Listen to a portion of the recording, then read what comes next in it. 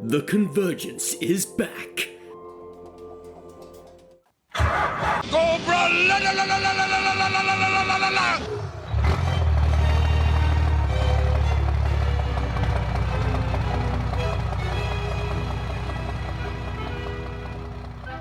And that sound means the start of yet another Missal for the masses. This is the Chaplain Sisters Motorpod, and I am your host, Gary, and with me, as always, it's Casey. And this is the podcast where we talk about news, comic books, other military and adventure toy lines, but most of all, we like to talk about vehicles, playsets, or even trailers from the G.I. Joe, a Real American Hero toy line from 1982 to the present day. And Casey, it's Cobra Convergence July. How are you doing? I am doing great. I love Cobra Convergence.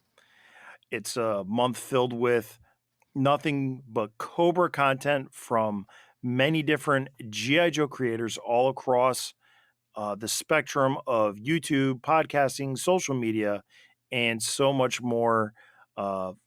Full information for Cobra Convergence can be found at Hooded Cobra at hcc788.com. Link will be in the description below. As of this recording and when this is coming out, it's July 21st. So we are towards the end, the Chaplain Sisters Motorpod. So you can go there and you can see anything that you've missed to catch up on or see what else is coming up before the end of the month. So with that, I have chosen the Chaplain Sisters Motorpod to be really taking a deeper look into Destro's Iron Grenadiers for this July. Some may say it's not really Cobra. It is a third faction, but that's what I chose, and Casey's along for the ride. It's Cobra adjacent. Yes, Destro is there. I think as part of the lore, the Iron Grenadiers at this point, they were trying to separate themselves, at least in the comic book, as becoming a third faction. But not so much in 1989 with the Operation Dragonfire miniseries. Destro is right there with Serpentor and then with Cobra Commander after Serpentor turned into an iguana. And so not really so much, in the cartoon so much, but really in the comic books, the comic book lore, I really think it's interesting how this toy line inspired different storytelling in the different medias that they use to help market G.I. Joe.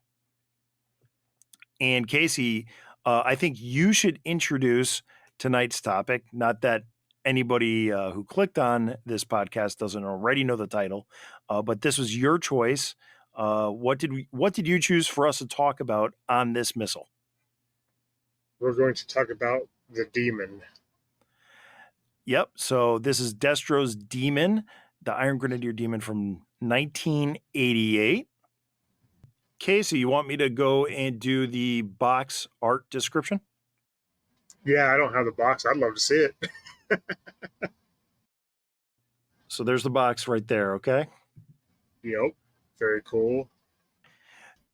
As usual, the Chaplain Sisters Motorpod likes to look at the box of the toy first before we get into the toy. And the box for the G.I. Joe Iron Grenadiers D.E.M.O.N shows actually the D.E.M.O.N on the box, funnily enough. And in the forefront is one D.E.M.O.N with the tracks in the splayed or lowered position. So the body of the D.E.M.O.N is down, closer to the ground. That's a big hint for the gimmick coming up. And behind that D.E.M.O.N in the background to your left is another D.E.M.O.N with the tracks lowered, raising the body up. And also you see Destro's Despoiler flying in the background. So the demon is on something like a desert. You see the digital explosion background that was started to be used in 1986, but the colors of the background is white for the center, going to a light blue or cyan, purple, and then black for the rest of the background. Also interesting to note, so you have the G.I. Joe logo across the top with the red, white, blue bars, and stamped on it is Iron Grenadiers, the enemy. Below G.I. Joe is Battle Force 2000. That is because, do you know why, Casey? Because that's the year they came out. Well, Battle Force 2000 was 1987, but it's because the Iron Grenadiers were supposed to be the main competition for Battle Force 2000. But they're way better in Battle Force 2000. Spoiler alert, I guess. But yeah, so this was supposed to be the antithesis to Battle Force 2000. And then we have D.E.M.O.N, the acronym, the Dual Elevating Multi-Ordnance Neutralizer. And then in parentheses, weapons do not shoot. And also in the lower right-hand corner is the cutout in the box for the driver, the Demon Driver Ferret, who comes with swivel arm battle grip. Ferret's awesome. So any thoughts on the cover? I think it's really cool. I like the action to it. And I'm going to a convention next weekend, and I may come home with a despoiler because I'm liking how that's looking. Yes, you're gonna, as we talk about it, you're gonna find out that the spoiler does add, I think, to the demon. I like the missiles firing. You got the guns blazing, but one thing that the front of the box doesn't show is how. So you have that dual missile rack, the 6 missiles. Mm-hmm. Now you've discovered on your own demon that the upper level does pivot upwards to raise elevation. You know that, right? Yeah. Okay. So I thought that was kind of odd that they didn't show that in either of the two demons on the front of the box. But yeah, you're right. Overall, it's a good painterly Hector Garrido style image. It's a home run. Yeah. One thing mine's missing is I don't have that Iron Grenadiers logo on the like the red glass, the driver section. Okay. I think that's awesome looking. I need that. Well, I'm going to say the collection I got my demon from, the family did not put any stickers on any of their vehicles. So, and it's like this, twisted thought of, do I buy the toy hack stickers, which are high quality, and stick them on this virgin unstickered vehicle? Or do I leave it unstickered? Right. It's first world problems. So, all right, we're going to flip it out to the back of the box, and we have everything on the back of the box. It shows the demon in lowered position, and it has everything pointed out. I'm going to do my best to read. So, guys, hopefully the eyes work. So the first thing, I'm going to read this in a clockwise on the box. And just so everybody follow along, you can get good high-res images of this box on 3djoes.com. And I think also the despoiler, I know at least the front of the box is also available in the Collecting the Art of G.I. Joe Omnibus. And Carson might have a few of those still left. I don't get paid for saying that, but I think it's an awesome, awesome gift for any G.I. Joe fan. It's amazing, and I believe it's going on Big Bad Toy Store. Wow. So it might be easier for the international fans to get a hold of it too. Yep. Anyway, all right. So going clockwise, starting from the upper left, We have the special docking pad for Destro's despoiler. We have the positionable dual spotlight, triple mounted cannons, sturdy construction for rugged play, seating for 3 Iron Grenadiers, tail laser gun, actual size shown, flip up canopy reveals cockpit with room for 3 Iron Grenadiers, pivoting missile launcher holds 6 missiles, converts from low assault craft to elevated attack vehicle with docking pad for Destro's despoiler, 4 free rolling wheels, super realistic detail, converts to vertical attack vehicle, 6 triple computer assisted anti aircraft, anti personnel missiles, elevating missile launch system, armor piercing laser cannon. And then underneath the G.I. Joe logo, it says a D.E.M.O.N attack vehicle launches its anti aircraft missiles to knock out 2 squadrons of incoming G.I. Joe stealth jet fighters. And then we see its 4 flag points, and correlating this on yojo.com, the 4 flag points represent $10.49 MSRP. Nice. And then we have the Ferret file card for the driver. And we read this off on Missal 72.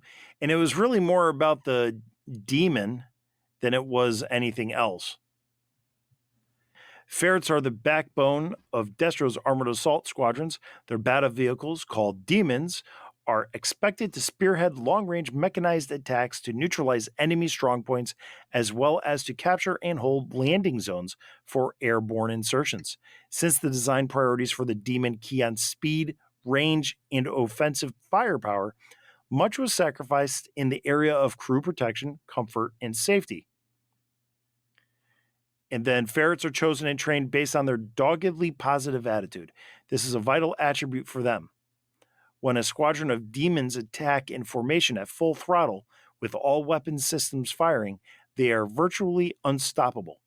Break up the formation, slow the pace of the attack, or counterattack from behind, and infantrymen with handheld rocket launchers can turn the demons into burning hulks. Their motto should be, "Don't look back." All right, so we've read the back of the box. We've read a little bit about the D.E.M.O.N. That is pretty much half of the Ferret's file card.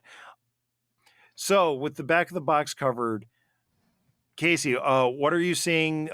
Anything you want to talk about from the back of the box? It's just, I mean, looking at the toy itself, it just looks like a formidable tank. It looks like it can do some damage. I think it's very cool. All the red with the black is just, it's awesome with the gray. I mean, Iron Grenadiers, their color scheme is top notch compared to Cobra. I mean, Cobra was blue. This is more my speed.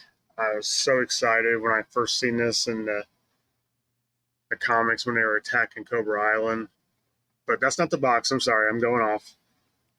It's no, I mean, to me it's just a fantastic toy and it looks really good on the back. Okay, yeah, and I like the cross sell with trying to get you to buy the despoiler, and it's almost like the chariot for the chariot. Right. I like how it shows the features, it explains the toy. You know, reading the back of the box, I learned something new from about the toy, about the positionable dual spotlight. You know, it's good. It's good, informative. I think 1988 me would have begged my mom or dad to, you know, for $10.29 in Connecticut state sales tax.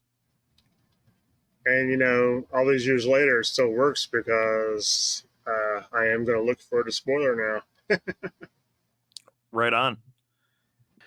So before we start with the blueprints and the vehicle, we'll cover the Ferret driver. And the Ferret driver is typical construction from 1988, ball neck, swivel arms, you know, regular knees, lots of gold paint. But starting from the feet, working our way up, we have some orange boots that are underneath some tan pants. The tan pants have an orange pouch on the right thigh. The pouch does have a strap that goes around the thigh, but it is not painted. It goes to his tan waist, which has a red painted groin area, and then a gold belt that goes all the way around. He's wearing a black shirt with black gloves. The black shirt has red suspenders on the front, which turn to black in the back. And then on his chest, it looks to be some sort of goggles, like futuristic goggles that's painted gold. The sleeves, the upper sleeves look to have a little bit of like shoulder armor with little spikes. They're kind of hard to make out because there's no paint detailing on it. Mm-hmm. So it's just looking at it the correct way in the light and having decent eyesight. Then you go up to the head. So the head, interestingly enough, was molded in black with a red painted face shield, leaving a black slit for the eyes, and then gold paint for the rest of the helmet. The helmet has a ridge detail that goes from the front all the way to the back. Easiest way to describe it without knowing the proper term is it looks a little bit like Mr. T's mohawk. And that's all painted in gold. He is the driver for the demon. And Casey, if people haven't listened to our top 5 Iron Grenadiers, why don't you take the charge on talking about the ferret figure? Well, everything you just described about him is everything I like about him. He looks like, he really just fits in with the Iron Grenadiers, but the color scheme is fantastic. It doesn't look like it should work, but it really does. And I'm sitting here holding mine because I took down my demon from the shelf so I'd have it for the show. So I brought him too. And I'm thinking now I'm going to get 2 more of these ferrets. And I'm going to have a 3-man crew for my demon. It holds 3. It's going to hold 3 ferrets. Yeah, and that's interesting because at least on 3D Joe's, it's manned by 2 different Iron Grenadiers, just plain Jane Iron Grenadiers. But I like your idea of doing the ferrets. I think any technical or tactical related Cobra would work. But like you said, we're dealing with the Iron Grenadiers, so it probably makes more sense to have actual Iron Grenadiers in it. We talk a little bit about what works and what doesn't work on the ferret. And to me, it looks a little bit of something that is Star Wars crossed with Flash Gordon. And the big thing is like the Flash Gordon aesthetic from the 1980 movie. Great movie. And with Sam Jones. It has a little bit of that that 1950s sci-fi aesthetic, but with that Star Wars feel. So I don't know. He's a solid figure. He's kind of growing on me, but I don't think he's ready to be in my top 5 Iron Grenadiers. He's in mine. Yep. So, all right, with ferret covered, time to break down the blueprints, pointing out what it is on the demon before we finally go into the toy itself. There's 15 talking points, and the first one is number 1. It's pointing to the spotlight, and it's calling it the extremely high intensity xenon spotlight solar collector. Casey. Yes, sir. What do you think of that description? It's a solar collector and a spotlight. Spotlight was good enough for me, but solar, it just makes it sound better, I guess. I think it's cool looking. It is. I actually like how cool it looks. I like the red plastic. And I actually like the size of it. And I like the size of it because with today's modern LEDs and little coin batteries, it's ripe to come up with something that could be easily fit in there without permanently modifying your demon.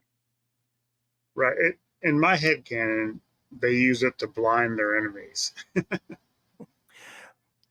That's a great way. It could also be used like, let's say, I know they say that Destro uses these as his fast attack vehicles, but in like raised position, this could also be like for like a makeshift detention. So if you needed a quick spot to, find prisoners or other things, it's a great search lamp. Yeah, or to light up your enemies for the aircraft to bomb them. Well, I mean, it's like, turning your radar on, you become visible to everybody else in the air. But the one thing is solar collector. Like, I don't know if it's really a solar collector. Right. Sounds cool though.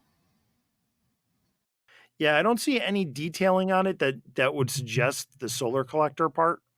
So I think that's a case of adding description where you didn't need to. But we'll go to the next thing, number 2.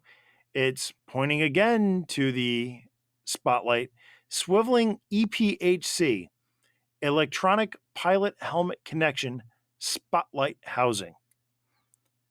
My interpretation of that is, how in helicopters like the Apache and other military craft, you turn your head and your line of sight is where it Yeah. points? I think that's what they're trying to do. With the ferret, I guess that would make sense. I don't think they really needed to point that out, though. I mean, because, you have your other 2 guys, sitting in that cockpit. It's like, that could just be one guy's job, Right. you know? You would think. But I mean, maybe if Ferret's going solo. Yeah. In case this is your first G.I. Joe toy and you haven't gotten any figures yet. Yeah. We'll go to 3, the side pivot armored personnel housing. What's that pointing to? Basically, the canopy that swivels to the side. I mean, it's really just telling you that it's going to swivel on the side to open. Okay. Sometimes these talking points are labored to talk about. We get to number 4, the 3-person cockpit, communications, fire control, and driver. You want to start? Well, actually, the first time I've ever opened it was just a few minutes ago. I've never even had my ferret in here because I got him at a separate time. But it's pretty cool. Not really sure about the guy that sits in the middle. Maybe he's the one that needs the special helmet. Okay. If he's in charge of, maybe he's in charge of the missiles on the right side that he's looking at. Because you got the back guy with the back gun, and the front guy is the actual driver. At least that's how I'm seeing it. Yeah, and that's how I would read it too. I would also like to add that when you flip the canopy to the side to open this up, the detail on this is great. This is one of the much more highly detailed cockpits that I've seen in the Joe line in a while, talking about vehicles. Lots of ridging for the seats.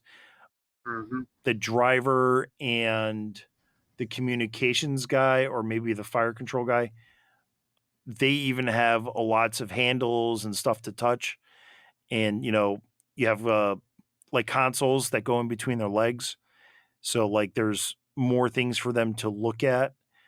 If you're role playing inside this, you got, there's even a full and low gauge by the driver that you can read. I think it's backwards, but I think it's more of a maintenance thing rather than a driver monitoring thing. Yeah. But based on the orientation, you have handles everywhere. You have riveted details. You have, canister details, gauge details in various, positions around the cockpit. You got molded foot pedals for them to put their feet against. It's really like there's a lot of work that went into making this cockpit for this toy. And that hose on the side for who knows what reason. I mean, they didn't have to do that, but it looks really cool. Exactly. It's those details that make these vehicles look lived in or real. The talking about that hose that's on the exterior on the side of the D.E.M.O.N, in real world, I think that would be covered by armor. Yeah. But it's cool that it's there. It makes this almost seem experimental, or that hose is there because maybe there's a reason why it needs to be quick disconnected. I don't know. I mean, however you choose to play with it, that's great. So yeah, there's a lot going on in this canopy. And the other thing too, and that's the thing too, the underside of the canopy has details of panels and stuff. It's not a lot, but it's enough again to just bring out the life of the toy and to make the role playing of it in battle that much more. Get a lot for your $10. Yeah, it really is. There seems to, like I've mentioned this before, and I think you've heard me say this. A lot of these G.I. Joe toys, there's a lot of value in the toy for the money that was spent back in the day. The one thing, I'm going to go back to the canopy real quick. So we have the front.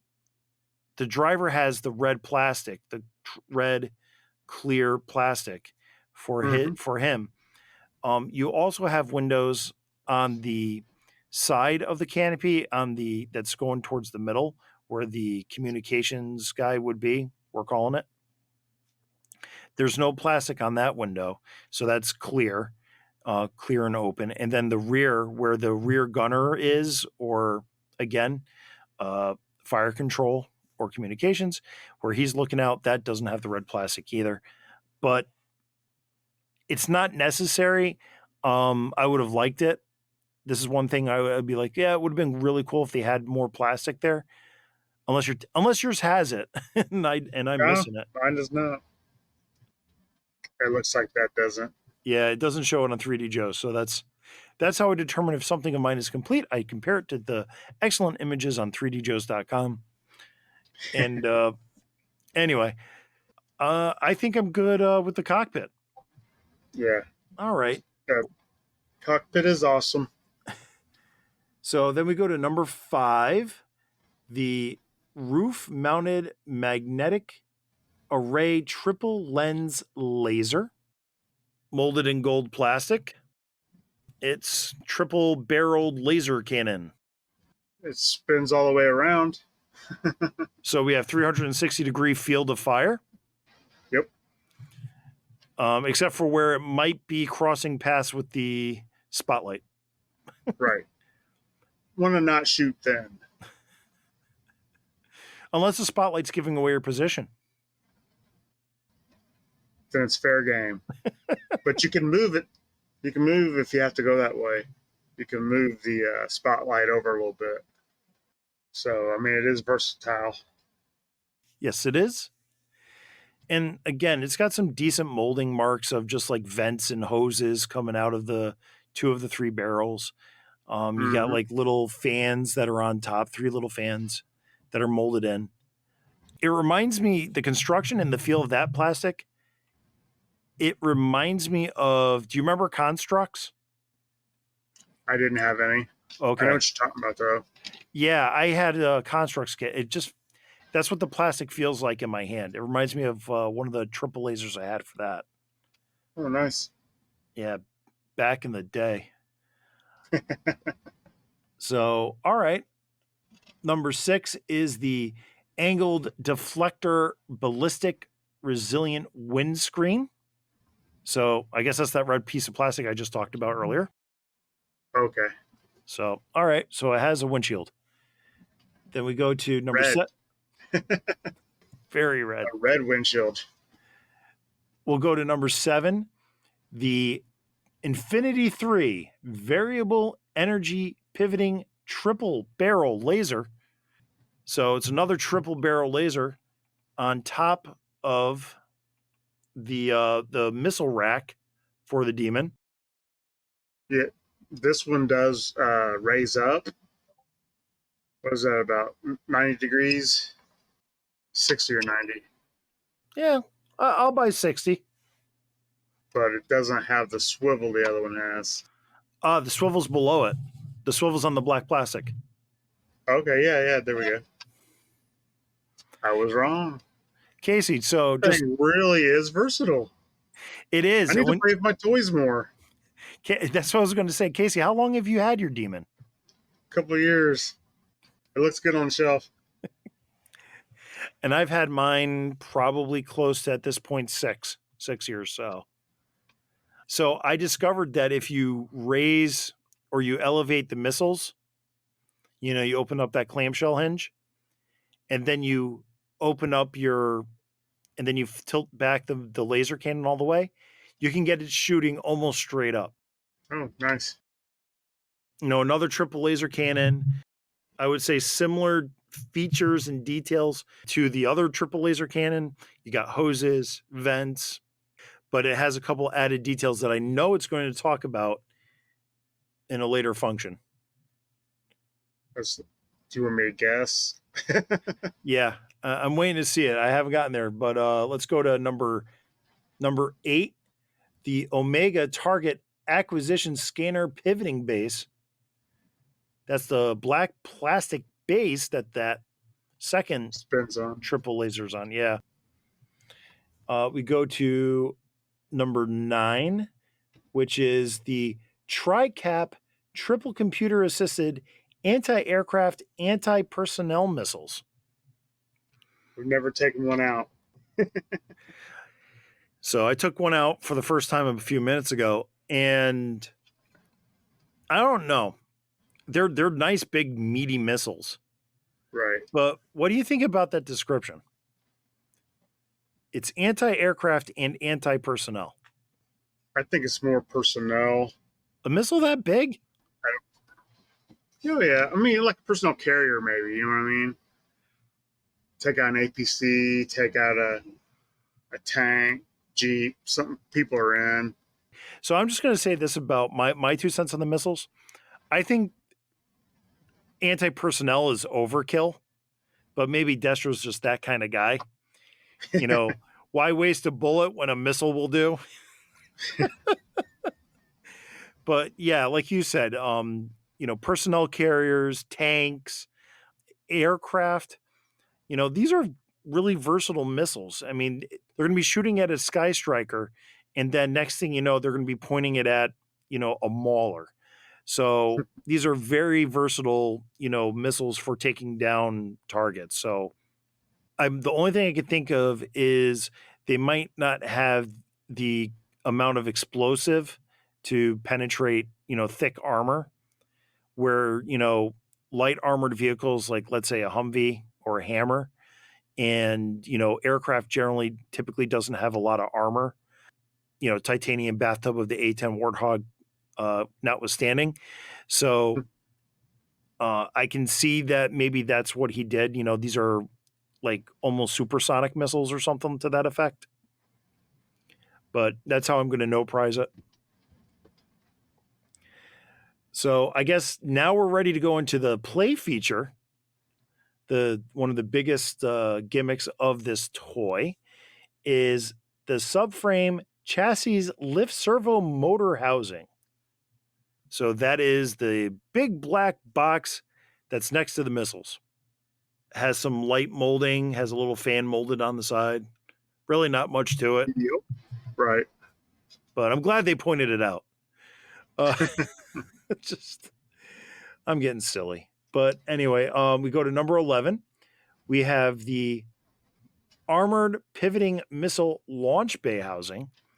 So that's basically that clamshell hinge that opens up the missiles.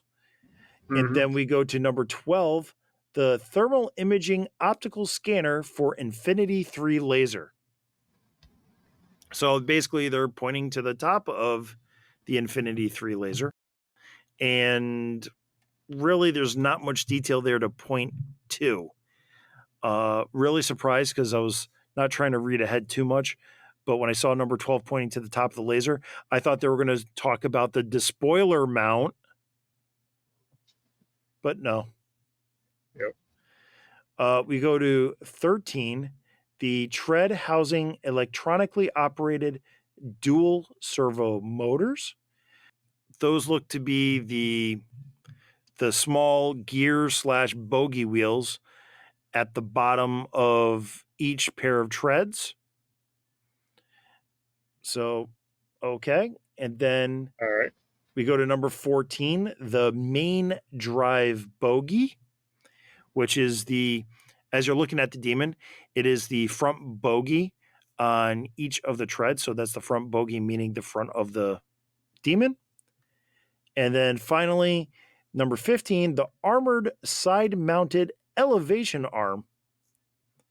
So that's the gold plastic that allows the treads to move inward to raise up the D.E.M.O.N into attack position.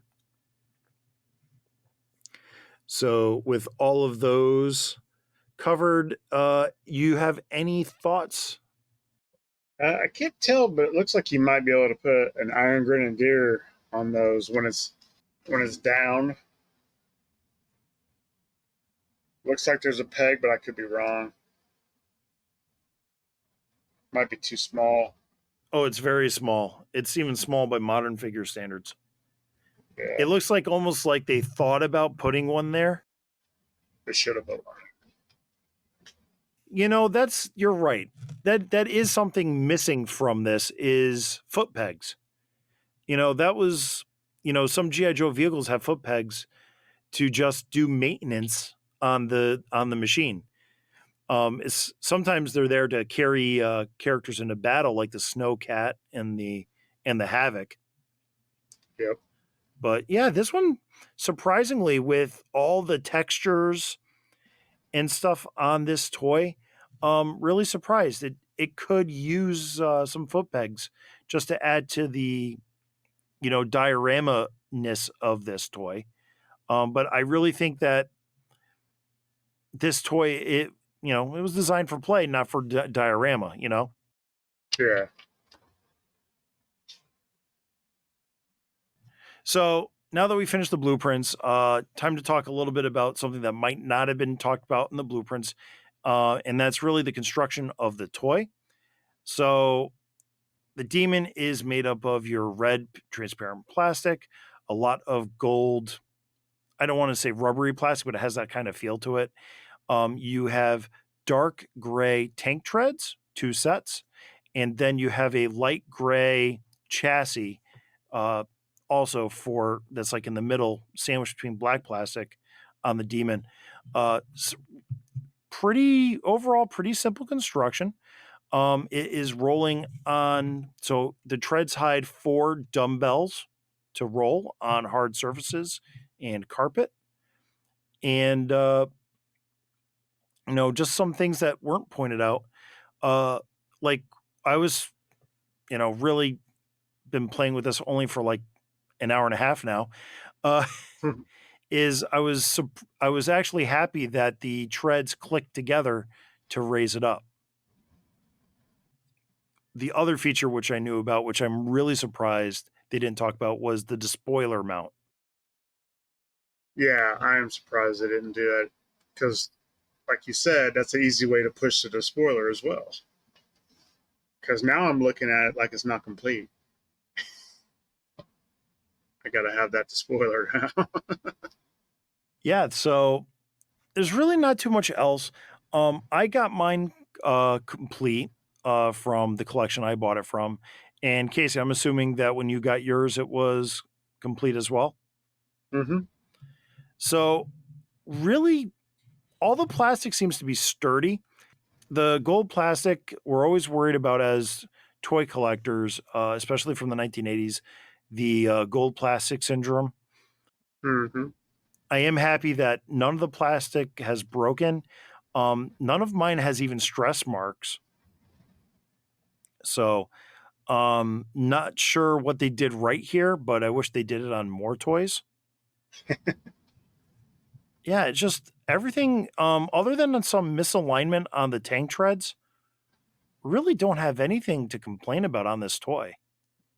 Yeah, mine's got a little bit of misalignment too, but I don't know. I really like it.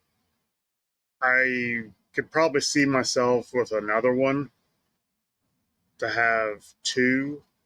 I mean, one's fine, but now that I've got my hands on it and just like really been playing with it the whole time that we're doing this, I kind of want another one. I think it'd make for some good pictures. Have a little Iron Grenadier invasion.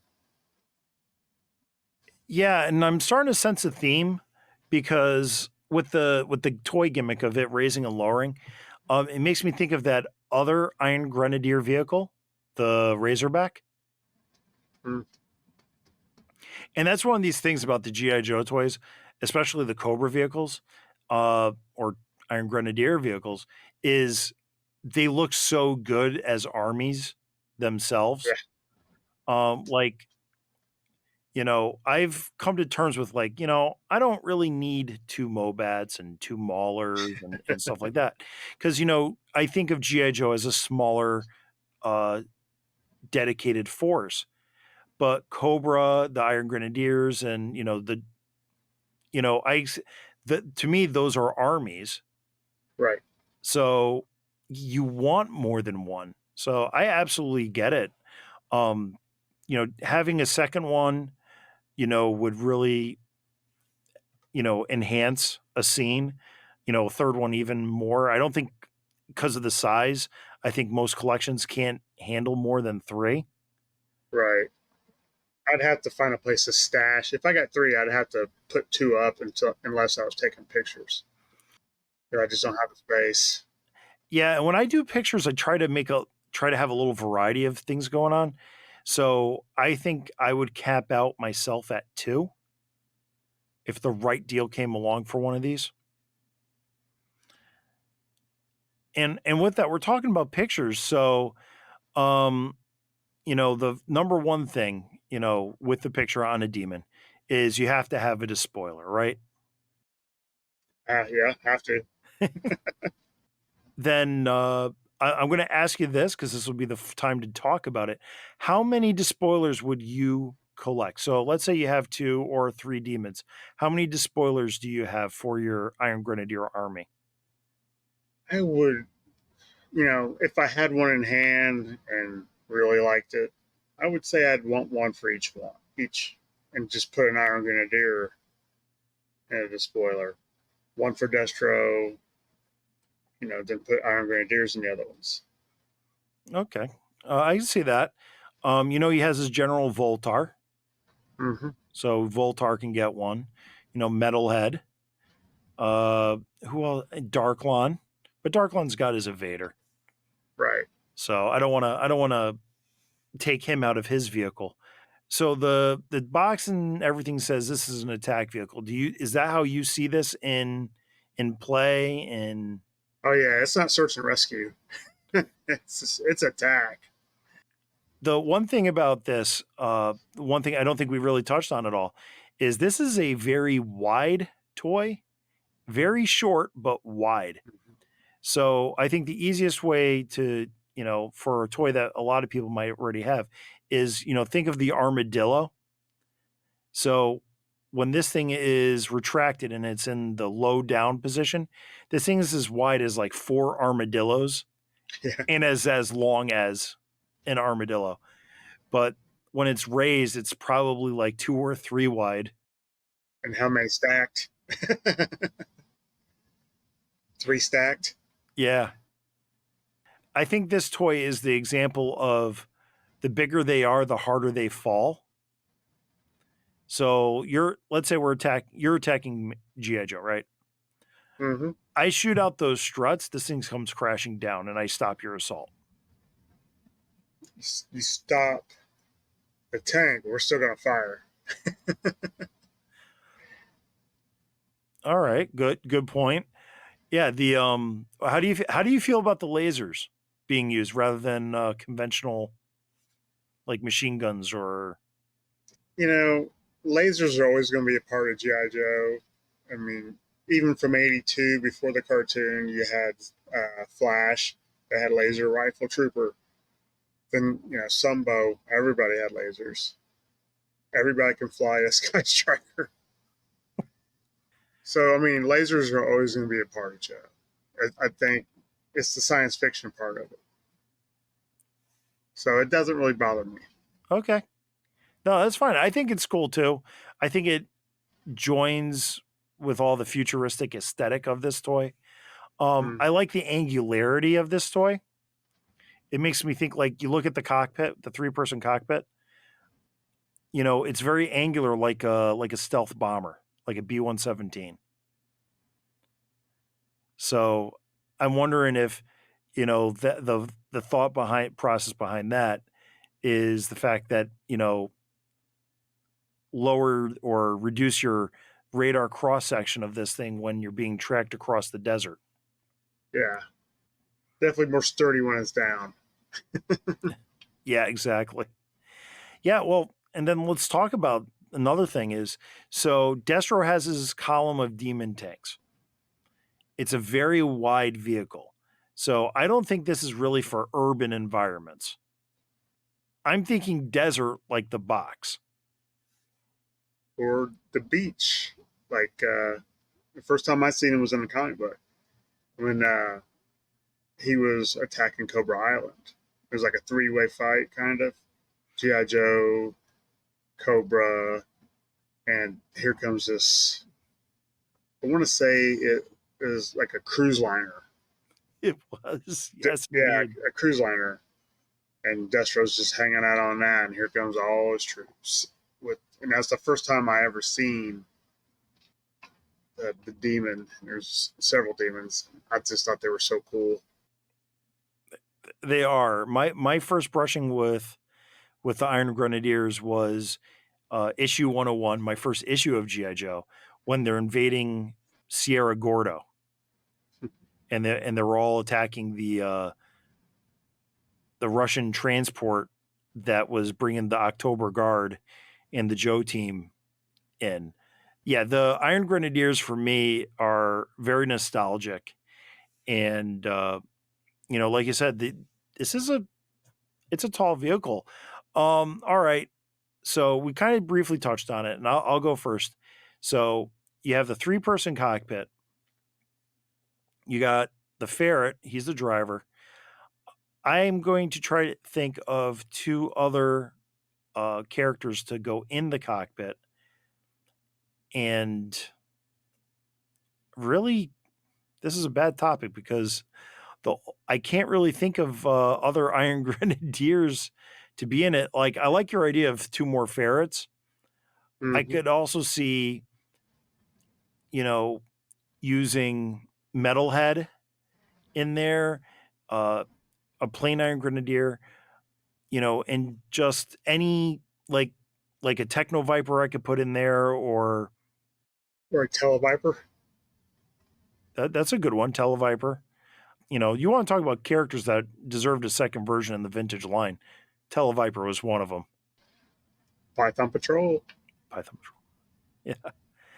But the Televiper. But the other thing is too is those modern repaints that we discussed on our Iron Grenadier episode. The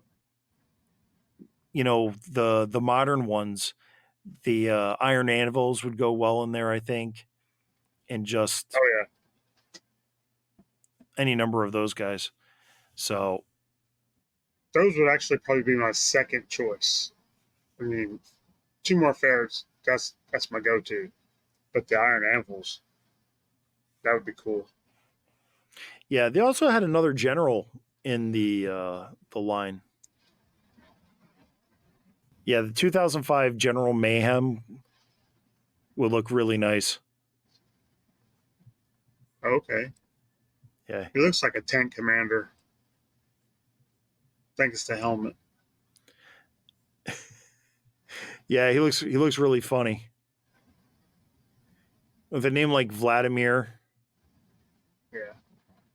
Is that the more like the different build O-ring, No, or it's is that the still standard? it's still the standard. It's just with all the reissued parts. The head is from Naugahyde. So it's interesting look. Yeah, I don't think I've ever seen that one before. Oh, it's convention exclusive. That's why I've never seen it before. I'm sure it's pricey. I sent you the link. Well, I found my 5 towards the top.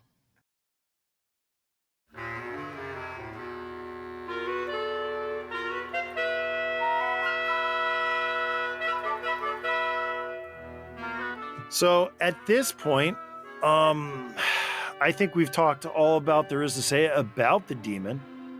And on the show, I do like to rate things on a scale of 0 to 5 with half and quarter scale optional.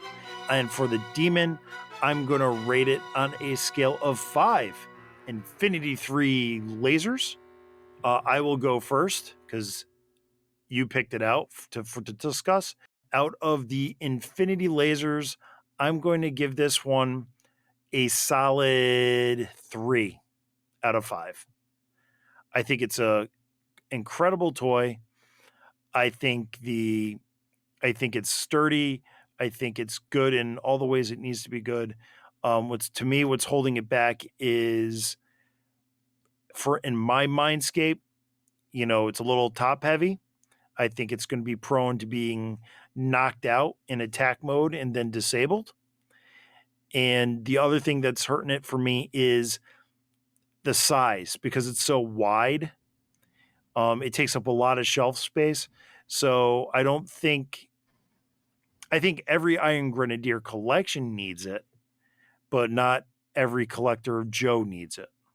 And so I'm going to give it a solid 3. It's a good vehicle, but I don't think it's for everyone. All right.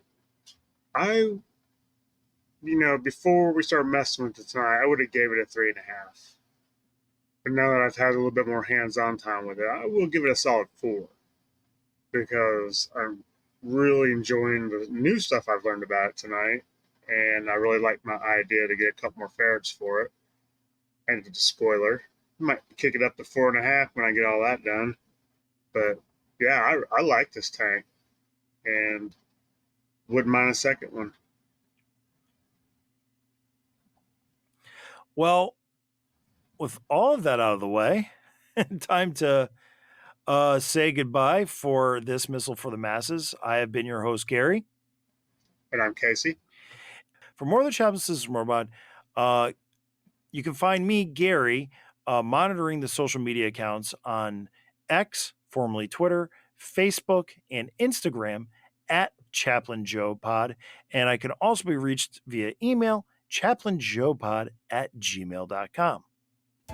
And you can get a hold of me, Casey, at podcastfromthepit@gmail.com, or check out my YouTube page, Podcast from the Pit, Facebook group, Podcast from the Pit, and on Twitter/X, Podcast from the Pit. Let's talk some toys. And the Chaplain System Motor Pod is brought to you by Spotify for podcasters, available where all fine podcasts are distributed. Please like, review, interact with the podcast in some way. It only improves and grows this podcast. The Chaplain System Motor Pod is the strange, but not estranged, nerdy little brother of The Pint, a pop culture podcast. And with all of that out of the way, one final missile for the masses. Be decent to one another. Good night, everybody. We should have went Cobra. Destro. Yeah, there we go.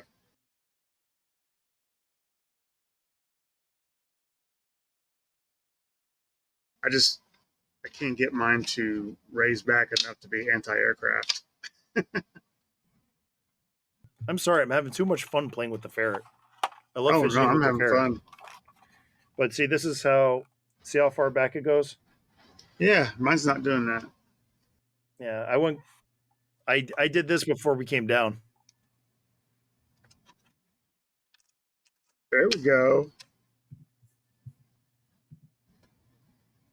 This thing does everything.